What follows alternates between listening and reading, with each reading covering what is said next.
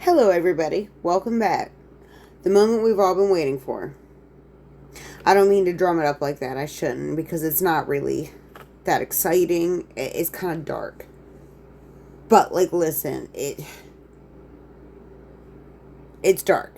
So, let's get into where we left off. We just finished reading Exodus 10. We were just about to get into Exodus 11. And it's not pretty. And in my opinion, and I'm allowed to have my opinion, I think this is kind of what Yahweh has been grooming, them for.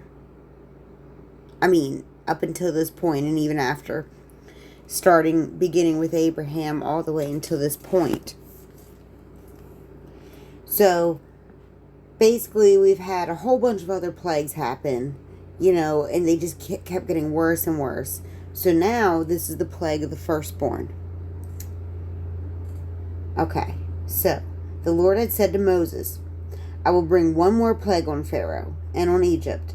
After that, he will let you go from here, and when he does, he will drive you out completely. Tell the people that men and women alike are to ask their neighbors, their Egyptian neighbors, for articles of silver and gold. Because get this, because the Lord made the Egyptians favorably disposed toward the people, meaning the Israelites, and Moses himself was highly regarded in Egypt by Pharaoh's officials and by the people. So basically, Moses, even despite I don't know how this is occurring with everything that has taken place. I mean, with everything that these people, probably associate Moses and Aaron with, I don't know how, or unless maybe they're just, afraid of them, which is, my guess, the more likely reason. But let's continue. So then, this is what he said was going to happen, what Yahweh told Moses was going to happen. At midnight, he was going to go throughout Egypt, and every single firstborn son in all of Egypt will die. From the animals, to the slaves, to the royals. All firstborn sons will die. And it says sons. It doesn't say babies, so it's not just limited to the babies. It's just all the firstborn sons in general. But according to the scripture, he also told Moses that at the same time, he said, but I'm going to harden Pharaoh's heart. So he'll say no. So I can do it, basically. And I think it's very important to keep in mind. Moses didn't want to do this. He was fine where he was at, in Midian. But he reassures Moses, okay, no, don't worry. You guys don't have to do this. This is what you're going to do. You're just going to take a lamb or a goat. You're going to kill it, and you're going to disperse the meat between everybody and use the blood. Put it all over your door frames and whatnot. So that way when I'm out and about, I can smell it or see it. And I'll know not to go in that house. That'll just be my secret between you and the Israelites. So you guys are exempt from all of this. Which, spoiler alert, we find out later is not entirely true. But let me not get ahead of myself.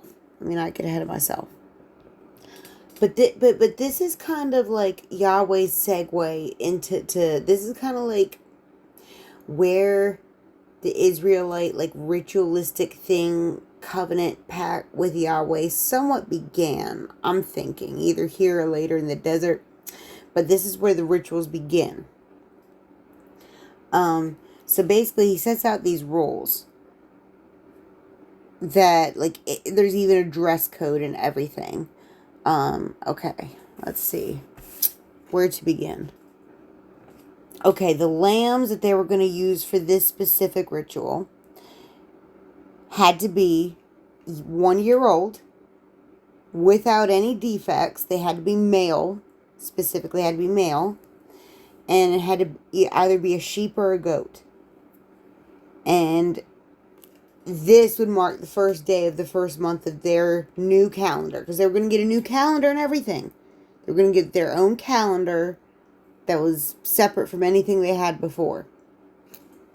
Okay, hold that thought for a minute. Hold that thought. Okay, so then they keep the sheep until the 14th of that month, so like 14 days. And then at twilight, it says, twilight, whatever time that is, they got to slaughter it. And then they got to use the blood and stuff and put it all, like drain the blood into a bucket and then basically use it as paint for their door thresholds and stuff. So that way Yahweh knows not to mess with them. And then, but that's not finished though. They had the dress code. They had to be wearing their robe, holding a staff with their sandals on, their cloak tucked into their belt, staff in hand, sandals on, and eat it quickly. Those were the rules for that. And not to leave any until, when they roasted it on the fire, it had to be over fire. They couldn't boil it or anything else. Had to be cooked over fire. Had to be cooked with the head, legs, and internal organs all in it. And once they were done eating, it didn't say here specifically what part they were supposed to eat. But anyways, they get to that later in the future. But, so they're not to leave any of it till morning and burn the rest of it. So, and then I think that's it for that ritual. Yeah, so then we get to, okay, so we're still in Exodus 12. We're at verse 12. So, 12:12. On that same night, I will pass through Egypt and strike down every firstborn of both people and animals, and I will bring judgment on all the gods of Egypt. I am the Lord. Oh my God. And keep in mind that we're already at the point where he's about to go and kill children, babies, grown adults, like all of the like. So what in the world did these other gods do that he's not doing right now, is what I'd like to know. Like, what in the world is going on? But anyways, okay. So then once he'll see the blood and then he'll pass over you. That's where the term Passover comes from. And then no destructive plague will touch you when I strike Egypt. So yeah, and then once that happens, they're supposed to have a whole 7-day festival. And keep in mind, they're going to be escaping the next day. But they're not exempt from this festival. They still got to work on it. It's the unleavened bread. And I got a lot of interesting things to say about this. But what is unleavened bread? It is bread made without yeast, basically. And what does this festival of unleavened bread entail? Well, in the first month, on the first, it lasts for 7 days. And the whole 7 days, you're supposed to eat bread with no yeast, 0 yeast for 7 days. And the first day, you're supposed to remove all the yeast from your house. Like, there can't be any yeast in the house, and whoever eats anything that has anything with yeast in it has to be cut off from all the peoples at any point during those 7 days. Now, on the first day, they hold a, quote, sacred assembly. I don't know what that means. And another sacred assembly on the 7th day. They're not supposed to work at all during these 7 days, except to prepare food.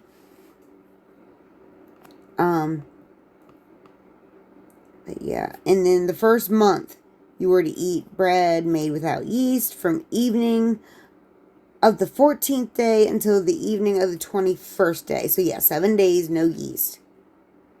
Oh, not only that, it even says, hold on, let me find the right verse. But yeah, the verse is a little ahead, but it's Exodus 13, verse 7. It said, eat unleavened bread during those 7 days. Nothing with yeast is to be seen among you, nor shall any yeast be seen anywhere within your borders. So yeah, like, it's a big deal, this whole yeast thing.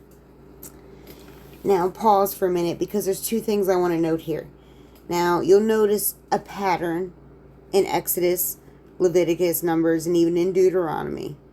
They repeat these rules, like, over and over and over and over and over and over. Like, they repeat these same, well, I mean, they add some more too, but they repeat it over and over again. But anyways, let me continue with this story, because we'll get to how that connects with the system of brainwashing and mind control later. We need to get back to the story about this unleavened bread and all of this mess going on. Another thing I wanted to point out. Okay, Exodus 12, verse 22. Take a bunch of hyssop. I have no idea what that is. Dip it into the blood in the basin and put some of the blood on top and both sides of the door frame. This is Moses talking to the Israelites. None of you shall go out of the door of your house until the morning. Now, Yahweh didn't tell him that. Moses is telling him that. You know, because we wouldn't want Yahweh / God to make a mistake, would we? You know. Kind of contradictory, isn't it? Anyway, but in the very next verse,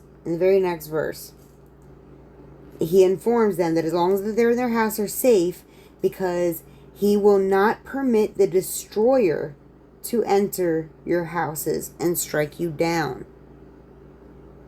Now that is very interesting. I'm going to have to look more into that root word for that, because and find out what that's linked to. Because not my angel, nothing like that. No, the destroyer. Who the hell is that? But anyways, he does it. You know, the night comes and a whole bunch of people end up dead. And by that point, the Egyptians want them gone. Because they're all afraid. They're all scared. So, you know, everyone starts to leave and pack up and leave. It's the great exodus. It's time for everyone to leave. Because, yeah, that was a lot, you know. It says that, like, you know, every house had, like, lost somebody. I mean, I imagine everyone has, like, a firstborn. And they didn't really do anything to deserve that. They were all innocent. So, they leave. And they have to knead their yeastless dough on the way. Yeah, let's get back to the yeast for a minute. Because this is this is very important information. And I know it's really not something people think about much. Just because it's been so ingrained into this particular religion that sometimes people don't stop to think about the little mundane things that aren't so mundane that have a huge significance. I mean, they literally say it like they're like over and over and over again. Not just this law, but like this is one of them that is repeated so much. So it's obviously significant. And it puzzled me. I'm like, what is it? What is it about this yeast detail that is so significant? And if you buy into the theory that Yahweh was actually a reptilian overlord of our planet, which it's starting to sound like, I looked up something very funny about reptiles and yeast and reptiles just in general. And here's some things that Grok told me. Now, when it comes to inactive yeast, like just yeast that's not activated, it's not going to like kill them or anything, but however, it's not exactly good for them. You know what I mean? Lots of it could disrupt their digestive system because they digest their food in a totally different way than we do. Especially like things like yeast, like you know. Well, it's even worse when it comes to like active yeast. Active yeast, like that found in raw dough, is potentially dangerous for reptiles. If ingested, it can ferment in their digestive tract, producing gas and alcohol, which can cause bloating, toxicity, or even death in small animals with sensitive systems. Reptiles lack gut flora to handle rapid fermentation. and their slow metabolism exasperates the issue. So basically, I'm not going to explain it, but like, it's a lot. It's a whole scientific process, but like, yeast in the diets of reptiles just don't mix. Like, it's not like going to necessarily kill them, but it would probably make them gassy, bloated, and uncomfortable. So, you know, just something to keep in mind. It's interesting, is it not? I mean, this was like a huge part of the canonical law in the Old Testament. This is huge. So it makes you wonder, why was this such a big deal? And, you know, that had to kind of suck for the Israelites. I mean, like, because basically, like, for those of you who don't know, like, yeast, what's the difference between bread with yeast and without yeast? Is basically the difference between a biscuit and a cracker. A biscuit has yeast, a cracker doesn't.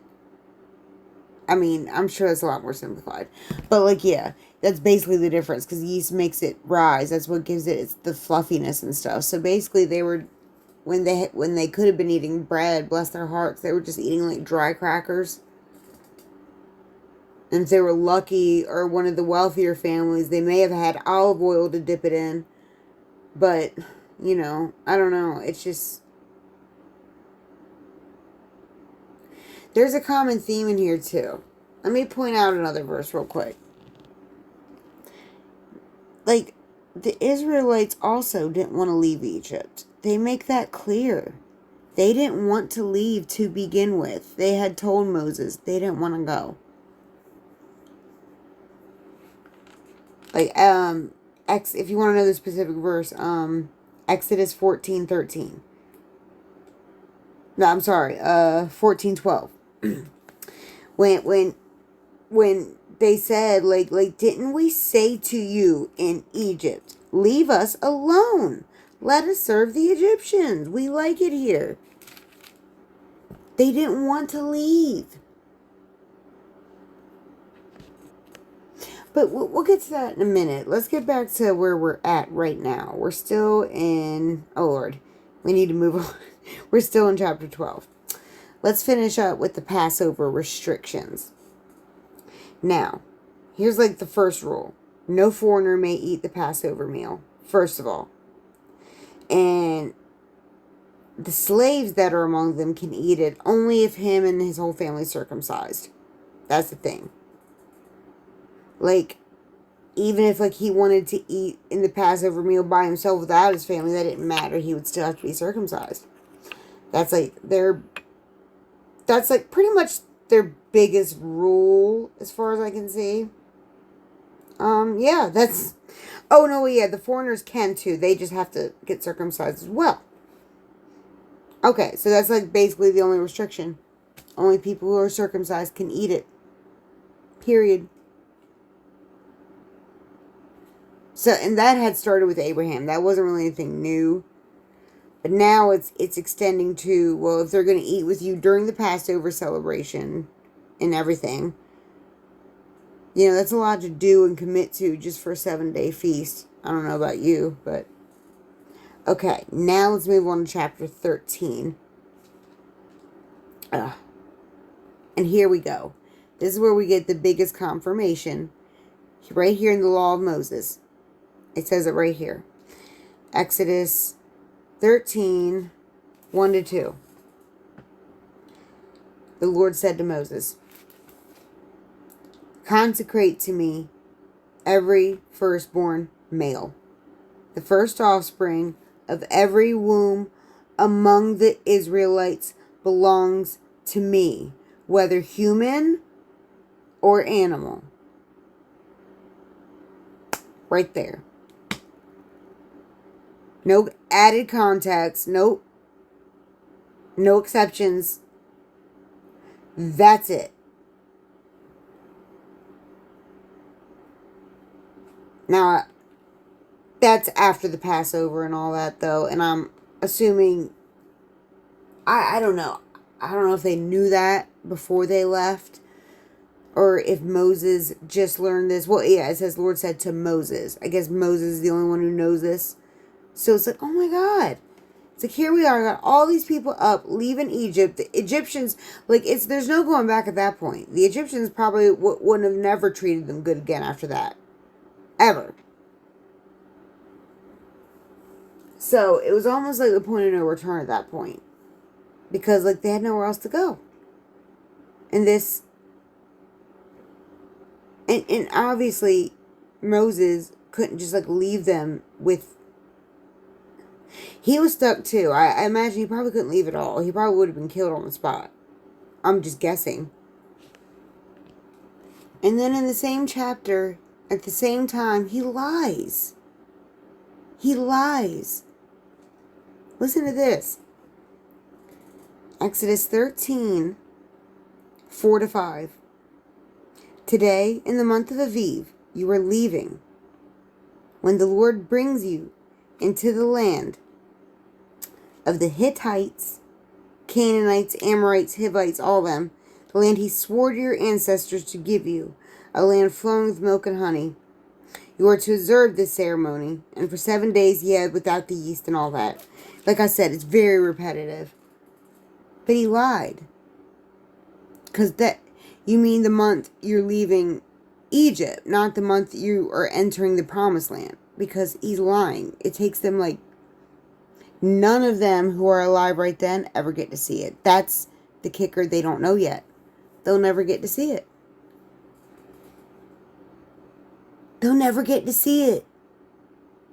It's their children and grandchildren who get to see it. Refer to the Willie Lynch letter, by the way. That's brought up too. In the Willie Lynch letter, when he was explaining to them how to make slaves, that was like one of the main things. Was like basically traumatizing the crap out of the first generation. And then focusing all your new behaviors and patterns and whatnot you want them to do on the second generation, which is essentially what's about to happen, what he's gearing them up for, and they have no clue what they're about to walk into. They have no idea how many of them they're going to lose, how many loved ones are going to be lost.